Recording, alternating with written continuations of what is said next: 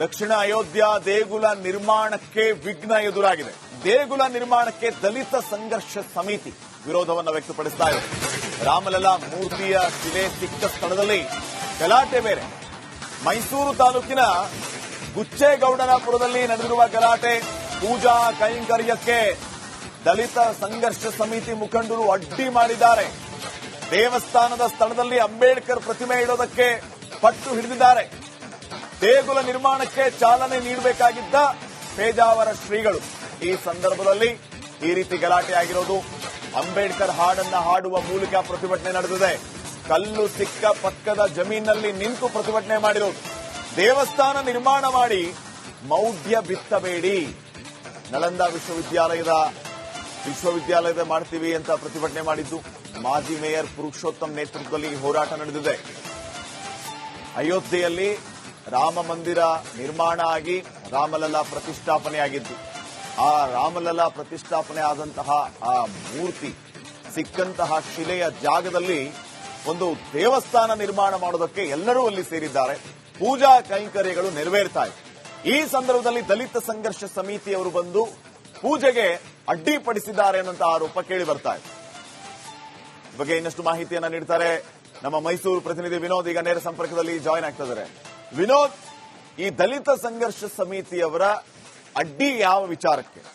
ಅಲ್ಲಿ ಪೂಜೆ ನಡೀತಾ ಇದೆ. ಈ ಮೊದಲಿನಿಂದನೂ ಕೂಡ ಭಾರಿ ಚರ್ಚೆ ಆದಂತಹ ವಿಚಾರ. ಸ್ವತಃ ಹೊಲದ ಮಾಲೀಕರು ಕೂಡ ಹೇಳಿದ್ದೇನಂತಂದ್ರೆ, ಶಿಲೆ ಸಿಕ್ಕ ಜಾಗದಲ್ಲಿ ನಾವೊಂದು ದೇವಸ್ಥಾನ ನಿರ್ಮಾಣ ಮಾಡ್ತೀವಿ, ನಮ್ಮ ಜಾಗ ನಮ್ಮ ಜಮೀನು ಅಂತ ಹೇಳಿ. ದಲಿತ ಸಂಘರ್ಷ ಸಮಿತಿ ಇದಕ್ಕೆ ವಿರೋಧ ವ್ಯಕ್ತಪಡಿಸ್ತಾ ಇರೋದಕ್ಕೆ ಕಾರಣ ಏನು? ಏನ್ ನಡೀತಾ ಇದೆ ಅಲ್ಲಿ ಸದ್ಯಕ್ಕೆ? ಶ್ರೀಪಾದ್, ಈಗಾಗಲೇ ಅಯೋಧ್ಯೆಯಲ್ಲಿ ಈಗಾಗಲೇ ರಾಮಲಲ್ಲಾ ಮೂರ್ತಿಯನ್ನ ಪ್ರತಿಷ್ಠಾಪನೆ ಮಾಡಲಾಗಿದೆ. ಆ ಮೂರ್ತಿಗೆ ಬಳಸಿದಂತಹ ಕಲ್ಲು ಕೂಡ ಮೈಸೂರಿನ ಗುಜ್ಜೇಗೌಡನಪುರದ ರಾಮದಾಸ್ ಅವರ ಜಮೀನಲ್ಲಿ ಸಿಕ್ಕಂತಹ ಶಿಲೆ ಅಂತೇಳಿ ಅವತ್ತು ನಿಜಕ್ಕೂ ಕೂಡ ಕೋಟ್ಯಾನು ಕೋಟಿ ಹಿಂದೂಗಳು ಸಾಕಷ್ಟು ಸಂಭ್ರಮವನ್ನು ಪಟ್ಟಿದ್ರು. ಎಲ್ಲಿ ಕಲ್ಲು ಶಿಲೆ ಸಿಕ್ಕಿತೋ ಅದೇ ಜಾಗದಲ್ಲಿ ರಾಮನ ಮಂದಿರವನ್ನು ನಿರ್ಮಾಣ ಮಾಡಬೇಕು ಅಂತೇಳಿ ಯಾವಾಗ ಅಯೋಧ್ಯೆಯಲ್ಲಿ ಪೂಜೆ ಆಯಿತು ಅವತ್ತು ಪೂಜೆ ಮಾಡೋದಕ್ಕೂ ಕೂಡ ನಿರ್ಧಾರ ಮಾಡಿ ಪೂಜೆ ನೆರವೇರಿಸಿದ್ರು. ಆ ಸಂದರ್ಭದಲ್ಲೂ ಕೂಡ ಒಂದಷ್ಟು ಸಂಸದ ಪ್ರತಾಪ್ ಆಗಿನ ಸಂಸದಾಗಿರುವಂತಹ ಸಂಸದ ಪ್ರತಾಪ್ ಸಿಂಹ ಅವರು ಕೂಡ ಸ್ಥಳಕ್ಕೆ ಬರಬಾರದು ಅಂತೇಳಿ ಒಂದಷ್ಟು ಪ್ರತಿಭಟನೆಗಳಾಗಿತ್ತು. ಅವತ್ತು ಕೂಡ ಪೂಜೆಗೆ ಕೆಲ ಕಾಲ ವಿಘ್ನ ಆಗಿತ್ತು. ಅದಾದ ನಂತರ ಈಗಷ್ಟೇ ಒಂದೆರಡು ತಿಂಗಳ ಹಿಂದೆ ಅಷ್ಟೇ ಜಿಡಿ ದೇವೇಗೌಡರು ಕೂಡ ಶಾಸಕರಾಗಿರುವಂತಹ ಜಿಡಿ ದೇವೇಗೌಡರು ಸ್ಥಳಕ್ಕೆ ಬಂದು ಕುಟುಂಬದವರೆಲ್ಲರೂ ಕೂಡ ಪೂಜೆಯನ್ನು ನೆರವೇರಿಸಿ ಆ ಒಂದು ಜಾಗದಲ್ಲಿ ಏನೊಂದು ಭವ್ಯವಾದಂತಹ ರಾಮಮಂದಿರ ನಿರ್ಮಾಣ ಮಾಡೋದಕ್ಕೂ ಕೂಡ ನಿರ್ಧಾರವನ್ನು ಮಾಡಿದ್ರು. ಇವತ್ತು ಪೇಜಾವರ ಶ್ರೀಗಳಿರ್ಬೋದು, ಸಂಸದ ಯದುವೀರಿರ್ಬೋದು, ಎಲ್ಲರೂ ಕೂಡ ಬಂದು ಪೂಜೆಯನ್ನು ಸಲ್ಲಿಸುವ ಮೂಲಕವಾಗಿ ರಾಮಮಂದಿರ ಕಟ್ಟುಗೂ ಕೂಡ ನಿರ್ಧಾರ ಮಾಡಿದ್ದು. ಅದಕ್ಕೆ ಸಕಲ ಸಿದ್ಧತೆಗಳನ್ನ ಮಾಡಿಕೊಳ್ಳಲಾಗಿತ್ತು. ಈಗ ಆ ಜಾಗದಲ್ಲಿ ಆ ಒಂದು ರಾಮಮಂದಿರ ಕಟ್ಟೋದಕ್ಕೆ ಸಾಕಷ್ಟು ವಿರೋಧ ವ್ಯಕ್ತವಾಗ್ತಾ ಇದೆ. ಇದಕ್ಕೆ ಕಾರಣ ಏನು? ಇದೆಲ್ಲದರ ಬಗ್ಗೆ ಮಾತನಾಡೋದಕ್ಕೆ ಮಾಜಿ ಮೇಯರ್ ಆಗಿರುವಂತಹ ಪುರುಷೋತ್ತಮ ಅವರ ಮಾತಾಡಿಸ್ತಾ ಹೋಗ್ತೀನಿ. ಸರ್ ರಾಮ ಮಂದಿರ ಕಟ್ಟೋದಕ್ಕೆ ವಿರೋಧ ಏಕೆ ಸರ್? ವಿರೋಧ ಏಕೆ ಸರ್ ರಾಮ ಮಂದಿರ ಕಟ್ಟೋದಕ್ಕೆ? ಸರ್, ರಾಮ ಮಂದಿರ ಕಟ್ಟೋದ್ರಿಂದ ಈ ದೇಶಕ್ಕೆ ಸಮಾನತೆ ಸಿಕ್ಕಿಲ್ಲ, ಸ್ವಾತಂತ್ರ್ಯ ಸಿಕ್ಕಿಲ್ಲ, ಭಾತೃತ್ವ ಸಿಕ್ಕಿಲ್ಲ, ಜಾತ್ಯತೀತತೆ ನಿರ್ವಹಣೆ ಆಗಲಿಲ್ಲ. ನಿಜವಾದ ಸ್ವಾತಂತ್ರ್ಯ, ಸಮಾನತೆ ಎಲ್ಲವೂ ನಮಗೆ ಸಿಕ್ಕಿರ್ತಕ್ಕಂಥದ್ದು ಬಾಬಾ ಸಾಹೇಬ್ ಅಂಬೇಡ್ಕರ್ನಿಂದ ಮಾತ್ರ ಅಲ್ವೇ? ಈಗಾಗಲೇ ಅಯೋಧ್ಯೆಯಲ್ಲಿ ರಾಮ ಮಂದಿರ ಕಟ್ಟಿದ್ರು. ಅಯೋಧ್ಯೆಯಲ್ಲಿ ಕಟ್ಟಿರ್ತಕ್ಕಂಥ ರಾಮ ಮಂದಿರ ಯಾವುದು? ಯಾರು ರಾಮ ಅಲ್ಲಿ ಹುಟ್ಟಿದಂತ ಏನು ಸಾಕ್ಷಿ ಇದೆ? ಯಾವ ಪುರಾವೆ ಇದೆ?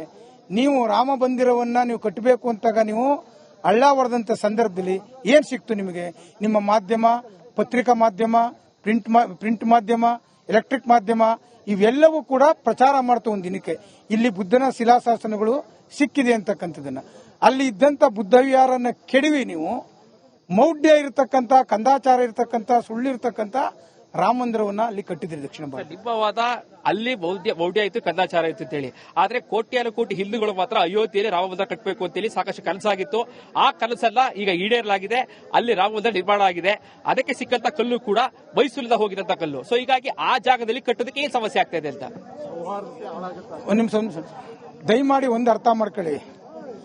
ನೀವು ಹೇಳ್ತಿರ್ತಕ್ಕಂಥ ಬಹುಸಂಖ್ಯವಾಗಿ ಹಿಂದೂಗಳಿದೆ, ಬರೀ ಹಿಂದೂಗಳು ಮಾತ್ರ ಈ ರಾಷ್ಟ್ರದಲ್ಲಿಲ್ಲ. ಬಹುಸಂಖ್ಯಾತ ಇರತಕ್ಕಂಥದ್ದು, ಬಹು ಜಾತಿಗಳು ಇರತಕ್ಕಂಥದ್ದು, ಬಹು ಧರ್ಮಗಳು ಇರತಕ್ಕಂಥದ್ದು, ಬಹು ಭಾಷೆ ಇರತಕ್ಕಂಥದ್ದು ಭಾರತ ದೇಶ. ಇದು ಒಂದೇ ಅಲ್ಲ ಭಾರತ ದೇಶ ಇರತಕ್ಕಂಥದ್ದು. ಅವರ ಭಾವನೆ ಏನಿದೆ ಅದೇ ತರ ಎಲ್ಲರ ಭಾವನೆಗಳು ಕೂಡ ಅವ್ರದೇ ಆದಂತ ಧಾರ್ಮಿಕ ಕಲ್ಪನೆಯನ್ನು ಕೂಡ ಪ್ರತಿಯೊಬ್ಬರಿಗೂ ಕೂಡ ಸ್ವಾತಂತ್ರ್ಯ ಭಾರತದಲ್ಲಿದೆ. ಅದನ್ನ ನಾನು ಧಿಕ್ಕರಿಸ್ತಾ ಇಲ್ಲ. ನಾನು ಹಿಂದೂ ಧರ್ಮದ ಬಗ್ಗೆ ಅವಹೇಳನಕಾರವಾಗಿ ಮಾತಾಡಕ್ ಹೋಗ್ತಾ ಇಲ್ಲ. ನೀವು ದೇವರ ಹೆಸರಿನಲ್ಲಿ ಎಲ್ಲಿ ಸಾಮಾಜಿಕ ಸಮಾನತೆ ಇತ್ತು, ಯಾವುದೇ ಜಾತಿಯ ಸಂಘರ್ಷವಿಲ್ಲದೆ, ಯಾವುದೇ ಧರ್ಮದ ಸಂಘರ್ಷ ಇಲ್ಲದೆ ಎಲ್ಲರೂ ಕೂಡ ಸೌಹಾರ್ದವಾಗಿ ಬದುಕುವಂತ ಜಾಗದಲ್ಲಿ ಮತ್ತೆ ಒಂದು ದಕ್ಷಿಣ ಅಯೋಧ್ಯೆಯನ್ನು ಕಟ್ಟುವಂತ ಕಲ್ಪನೆ ಇದೆಯಲ್ಲ, ಅದು ಮೂರ್ಖತನ. ಇಲ್ಲಿ ರಾಮ ಮಂದಿರ ಕಟ್ಟೋದ್ರಿಂದ ಸೌಹಾರ್ದತೆ ಹಾಳಾಗುತ್ತೆ ಅನ್ನೋದು ನಿಮ್ಮ ದೃಷ್ಟಿ. ಒಂದು ತಗೊಳ್ಳಿ. ಮತ್ತೆ ಇಲ್ಲಿ ಕಟ್ತಿರ್ತಕ್ಕಂಥ ಜಾಗ ಯಾವುದು? ಸರ್ವೆ ನಂಬರ್ 196, 197 ಯಾರಿಂದ ಬಂದಿರತಕ್ಕಂಥದ್ದು? ಬಾಬಾ ಸಾಹೇಬ್ ಅಂಬೇಡ್ಕರ್ ಅವರು ಪಿಟಿಸಲ್ ಆಕ್ಟ್ ಮೂಲಕ ಇದು ಬಂದಿರತಕ್ಕಂಥದ್ದು. ರಾಮದಾಸ್ ನಂತರಗೆ ಶರಣಾಗದೆ ಹೋರಾಟಕ್ಕೆ ಲಗಮಾಕದೆ, ಸಂಘರ್ಷಕ್ಕೆ ಶರಣಾಗದೆ ಹೋರಾಟಕ್ಕೆ ಲಗಮಾಕದೆ, ಸಂಘರ್ಷ ಮಾಡಿರಿ ಎಂದರು. ಅಂಬೇಡ್ಕರ ಹೇಳಿದ ಮಾತು ಮರೆಯಬೇಡಿ, ಮರೆತು ಮನಗಾಬೇಡಿ. ಅಂಬೇಡ್ಕರ ಹೇಳಿದ ಮಾತು ಮರೆಯಬೇಡಿ. ಅಂಬೇಡ್ಕರ್ ಅವರ ಸಿದ್ಧಾಂತ, ಅಂಬೇಡ್ಕರ್ ಅವರ ಸಂದೇಶ, ಅಂಬೇಡ್ಕರ್ ಅವರ ಸಂದೇಶ, ಅಂಬೇಡ್ಕರ್ ಅವರ ಆದರ್ಶಗಳು ಉಳಿಯಲೇಬೇಕು. ದಕ್ಷಿಣ ಅಯೋಧ್ಯ ದೇಗುಲ ನಿರ್ಮಾಣಕ್ಕೆ ವಿಘ್ನ ಎದುರಾಗಿದೆ. ದೇಗುಲ ನಿರ್ಮಾಣಕ್ಕೆ ದಲಿತ ಸಂಘರ್ಷ ಸಮಿತಿ ವಿರೋಧವನ್ನು ವ್ಯಕ್ತಪಡಿಸ್ತಾ ಇದೆ. ರಾಮಲಲ್ಲಾ ಮೂರ್ತಿಯ ಶಿಲೆ ಸಿಕ್ಕ ಸ್ಥಳದಲ್ಲಿ ಗಲಾಟೆ ಬೇರೆ. ಮೈಸೂರು ತಾಲೂಕಿನ ಗುಚ್ಚೇಗೌಡನಪುರದಲ್ಲಿ ನಡೆದಿರುವ ಗಲಾಟೆ, ಪೂಜಾ ಕೈಂಕರ್ಯಕ್ಕೆ ದಲಿತ ಸಂಘರ್ಷ ಸಮಿತಿ ಮುಖಂಡರು ಅಡ್ಡಿ ಮಾಡಿದ್ದಾರೆ. ದೇವಸ್ಥಾನದ ಸ್ಥಳದಲ್ಲಿ ಅಂಬೇಡ್ಕರ್ ಪ್ರತಿಮೆ ಇಡೋದಕ್ಕೆ ಪಟ್ಟು ಹಿಡಿದಿದ್ದಾರೆ. ದೇಗುಲ ನಿರ್ಮಾಣಕ್ಕೆ ಚಾಲನೆ ನೀಡಬೇಕಾಗಿದ್ದ ಪೇಜಾವರ ಶ್ರೀಗಳು ಈ ಸಂದರ್ಭದಲ್ಲಿ ಈ ರೀತಿ ಗಲಾಟೆ ಆಗಿರೋದು. ಅಂಬೇಡ್ಕರ್ ಹಾಡನ್ನ ಹಾಡುವ ಮೂಲಕ ಪ್ರತಿಭಟನೆ ನಡೆದಿದೆ. ಕಲ್ಲು ಸಿಕ್ಕ ಪಕ್ಕದ ಜಮೀನಿನಲ್ಲಿ ನಿಂತು ಪ್ರತಿಭಟನೆ ಮಾಡಿರೋದು. ದೇವಸ್ಥಾನ ನಿರ್ಮಾಣ ಮಾಡಿ ಮೌಢ್ಯ ಬಿತ್ತಬೇಡಿ, ನಳಂದ ವಿಶ್ವವಿದ್ಯಾಲಯದ ಮಾಡ್ತೀವಿ ಅಂತ ಪ್ರತಿಭಟನೆ ಮಾಡಿದ್ದು. ಮಾಜಿ ಮೇಯರ್ ಪುರುಷೋತ್ತಮ್ ನೇತೃತ್ವದಲ್ಲಿ ಹೋರಾಟ ನಡೆದಿದೆ. ಅಯೋಧ್ಯೆಯಲ್ಲಿ ರಾಮ ಮಂದಿರ ನಿರ್ಮಾಣ ಆಗಿ ರಾಮಲಲ್ಲಾ ಪ್ರತಿಷ್ಠಾಪನೆಯಾಗಿದ್ದು, ಆ ರಾಮಲಲ್ಲಾ ಪ್ರತಿಷ್ಠಾಪನೆ ಆದಂತಹ ಆ ಮೂರ್ತಿ ಸಿಕ್ಕಂತಹ ಶಿಲೆಯ ಜಾಗದಲ್ಲಿ ಒಂದು ದೇವಸ್ಥಾನ ನಿರ್ಮಾಣ ಮಾಡೋದಕ್ಕೆ ಎಲ್ಲರೂ ಅಲ್ಲಿ ಸೇರಿದ್ದಾರೆ. ಪೂಜಾ ಕೈಂಕರ್ಯಗಳು ನೆರವೇರ್ತಾ ಇದೆ. ಈ ಸಂದರ್ಭದಲ್ಲಿ ದಲಿತ ಸಂಘರ್ಷ ಸಮಿತಿಯವರು ಬಂದು ಪೂಜೆಗೆ ಅಡ್ಡಿಪಡಿಸಿದ್ದಾರೆ ಅನ್ನುವಂತ ಆರೋಪ ಕೇಳಿ ಬರ್ತಾ ಇದೆ. ಈ ಬಗ್ಗೆ ಇನ್ನಷ್ಟು ಮಾಹಿತಿಯನ್ನ ನೀಡ್ತಾರೆ ನಮ್ಮ ಮೈಸೂರು ಪ್ರತಿನಿಧಿ ವಿನೋದ್. ಈಗ ನೇರ ಸಂಪರ್ಕದಲ್ಲಿ ಜಾಯಿನ್ ಆಗ್ತಾ ಇದ್ದಾರೆ. ವಿನೋದ್, ಈ ದಲಿತ ಸಂಘರ್ಷ ಸಮಿತಿಯವರ ಅಡ್ಡಿ ಯಾವ ವಿಚಾರಕ್ಕೆ? ಅಲ್ಲಿ ಪೂಜೆ ನಡೀತಾ ಇದೆ. ಈ ಮೊದಲಿನಿಂದನೂ ಕೂಡ ಭಾರಿ ಚರ್ಚೆ ಆದಂತಹ ವಿಚಾರ. ಸ್ವತಃ ಹೊಲದ ಮಾಲೀಕರು ಕೂಡ ಹೇಳಿದ್ದೇನಂತಂದ್ರೆ, ಶಿಲೆ ಸಿಕ್ಕ ಜಾಗದಲ್ಲಿ ನಾವೊಂದು ದೇವಸ್ಥಾನ ನಿರ್ಮಾಣ ಮಾಡ್ತೀವಿ, ನಮ್ಮ ಜಾಗ ನಮ್ಮ ಜಮೀನು ಅಂತ ಹೇಳಿ. ದಲಿತ ಸಂಘರ್ಷ ಸಮಿತಿ ಇದಕ್ಕೆ ವಿರೋಧ ವ್ಯಕ್ತಪಡಿಸ್ತಾ ಇರೋದಕ್ಕೆ ಕಾರಣ ಏನು? ಏನ್ ನಡೀತಾ ಇದೆ ಅಲ್ಲಿ ಸದ್ಯಕ್ಕೆ? ಶ್ರೀಪಾದ್, ಈಗಾಗಲೇ ಅಯೋಧ್ಯೆಯಲ್ಲಿ ಈಗಾಗಲೇ ರಾಮಲಲ್ಲಾ ಮೂರ್ತಿಯನ್ನ ಪ್ರತಿಷ್ಠಾಪನೆ ಮಾಡಲಾಗಿದೆ.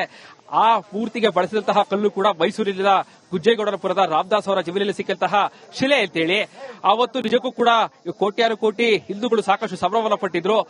ಎಲ್ಲಿ ಕಲ್ಲು ಶಿಲೆ ಸಿಕ್ಕಿತೋ ಅದೇ ಜಾಗದಲ್ಲಿ ರಾಮನ ಮಂದಿರವನ್ನು ನಿರ್ಮಾಣ ಮಾಡಬೇಕು ಅಂತೇಳಿ ಯಾವಾಗ ಅಯೋಧ್ಯೆಯಲ್ಲಿ ಪೂಜೆ ಆಯಿತು ಅವತ್ತು ಪೂಜೆ ಮಾಡೋದಕ್ಕೂ ಕೂಡ ನಿರ್ಧಾರ ಮಾಡಿ ಪೂಜೆ ನೆರವೇರಿಸಿದ್ರು. ಆ ಸಂದರ್ಭದಲ್ಲೂ ಕೂಡ ಒಂದಷ್ಟು ಸಂಸದ ಸಂಸದ ಪ್ರತಾಪ್ ಸಿಂಹ ಅವರು ಕೂಡ ಸ್ಥಳಕ್ಕೆ ಬರಬಾರದು ಅಂತೇಳಿ ಒಂದಷ್ಟು ಪ್ರತಿಭಟನೆಗಳಾಗಿತ್ತು. ಅವತ್ತು ಕೂಡ ಪೂಜೆಗೆ ಕೆಲ ಕಾಲ ವಿಘ್ನ ಆಗಿತ್ತು. ಅದಾದ ನಂತರ ಈಗಷ್ಟೇ ಒಂದೆರಡು ತಿಂಗಳ ಹಿಂದೆ ಅಷ್ಟೇ ಜಿಡಿ ದೇವೇಗೌಡರು ಕೂಡ, ಶಾಸಕರಾಗಿರುವಂತಹ ಜಿಡಿ ದೇವೇಗೌಡರು ಸ್ಥಳಕ್ಕೆ ಬಂದು ಕುಟುಂಬದವರೆಲ್ಲರೂ ಕೂಡ ಪೂಜೆಯನ್ನು ನೆರವೇರಿಸಿ ಆ ಒಂದು ಜಾಗದಲ್ಲಿ ಏನೊಂದು ಭವ್ಯವಾದಂತಹ ರಾಮಮಂದಿರ ನಿರ್ಮಾಣ ಮಾಡೋದಕ್ಕೂ ಕೂಡ ನಿರ್ಧಾರವನ್ನು ಮಾಡಿದ್ರು. ಇವತ್ತು ಪೇಜಾವರ ಶ್ರೀಗಳಿರ್ಬೋದು, ಸಂಸದ ಯದುವೀರಿರ್ಬೋದು, ಎಲ್ಲರೂ ಕೂಡ ಬಂದು ಪೂಜೆಯನ್ನು ಸಲ್ಲಿಸುವ ಮೂಲಕವಾಗಿ ರಾಮ ಮಂದಿರ ಕಟ್ಟುಗೂ ಕೂಡ ನಿರ್ಧಾರ ಮಾಡಿದ್ದು. ಅದಕ್ಕೆ ಸಕಲ ಸಿದ್ಧತೆಗಳನ್ನ ಮಾಡಿಕೊಳ್ಳಲಾಗಿತ್ತು. ಈಗ ಆ ಜಾಗದಲ್ಲಿ ಆ ಒಂದು ರಾಮ ಮಂದಿರ ಕಟ್ಟೋದಕ್ಕೆ ಸಾಕಷ್ಟು ವಿರೋಧ ವ್ಯಕ್ತವಾಗ್ತಾ ಇದೆ. ಇದಕ್ಕೆ ಕಾರಣ ಏನು? ಇದೆಲ್ಲದರ ಬಗ್ಗೆ ಮಾತಾಡೋದಕ್ಕೆ ಜೊತೆಗೆ ಮಾಜಿ ಮೇಯರ್ ಆಗಿರುವಂತಹ ಪುರುಷೋತ್ತಮ್ ಅವರ ಮಾತಾಡಿಸ್ತಾ ಹೋಗ್ತೀನಿ. ಸರ್ ರಾಮ ಮಂದಿರ ಕಟ್ಟೋದಕ್ಕೆ ವಿರೋಧ ಏಕೆ ಸರ್? ವಿರೋಧ ಏಕೆ ಸರ್ ರಾಮ ಮಂದಿರ ಕಟ್ಟೋದಕ್ಕೆ? ಸರ್, ರಾಮ ಮಂದಿರ ಕಟ್ಟೋದ್ರಿಂದ ಈ ದೇಶಕ್ಕೆ ಸಮಾನತೆ ಸಿಕ್ಕಿಲ್ಲ, ಸ್ವಾತಂತ್ರ್ಯ ಸಿಕ್ಕಿಲ್ಲ, ಭಾತೃತ್ವ ಸಿಕ್ಕಿಲ್ಲ, ಜಾತ್ಯತೀತತೆ ನಿರ್ವಹಣೆ ಆಗಲಿಲ್ಲ. ನಿಜವಾದ ಸ್ವಾತಂತ್ರ್ಯ, ಸಮಾನತೆ ಎಲ್ಲವೂ ನಮಗೆ ಸಿಕ್ಕಿರ್ತಕ್ಕಂಥದ್ದು ಬಾಬಾ ಸಾಹೇಬ್ ಅಂಬೇಡ್ಕರ್ನಿಂದ ಮಾತ್ರ ಅಲ್ವೇ? ಈಗಾಗಲೇ ಅಯೋಧ್ಯೆಯಲ್ಲಿ ರಾಮ ಮಂದಿರ ಕಟ್ಟಿದ್ರು. ಅಯೋಧ್ಯೆಯಲ್ಲಿ ಕಟ್ಟಿರ್ತಕ್ಕಂಥ ರಾಮ ಮಂದಿರ ಯಾವುದು? ಯಾರು ರಾಮ ಅಲ್ಲಿ ಹುಟ್ಟಿದಂತ ಏನು ಸಾಕ್ಷಿ ಇದೆ? ಯಾವ ಪುರಾವೆ ಇದೆ? ನೀವು ರಾಮ ಮಂದಿರವನ್ನ ನೀವು ಕಟ್ಟಬೇಕು ಅಂತಾಗ ನೀವು ಹಳ್ಳ ಹೊಡೆದಂತ ಸಂದರ್ಭದಲ್ಲಿ ಏನ್ ಸಿಕ್ತು ನಿಮಗೆ? ನಿಮ್ಮ ಮಾಧ್ಯಮ, ಪತ್ರಿಕಾ ಮಾಧ್ಯಮ, ಪ್ರಿಂಟ್ ಮಾಧ್ಯಮ, ಎಲೆಕ್ಟ್ರಿಕ್ ಮಾಧ್ಯಮ ಇವೆಲ್ಲವೂ ಕೂಡ ಪ್ರಚಾರ ಮಾಡ್ತಾ ಒಂದು ದಿನಕ್ಕೆ ಇಲ್ಲಿ ಬುದ್ಧನ ಶಿಲಾಶಾಸನಗಳು ಸಿಕ್ಕಿದೆ ಅಂತಕ್ಕಂಥದನ್ನ.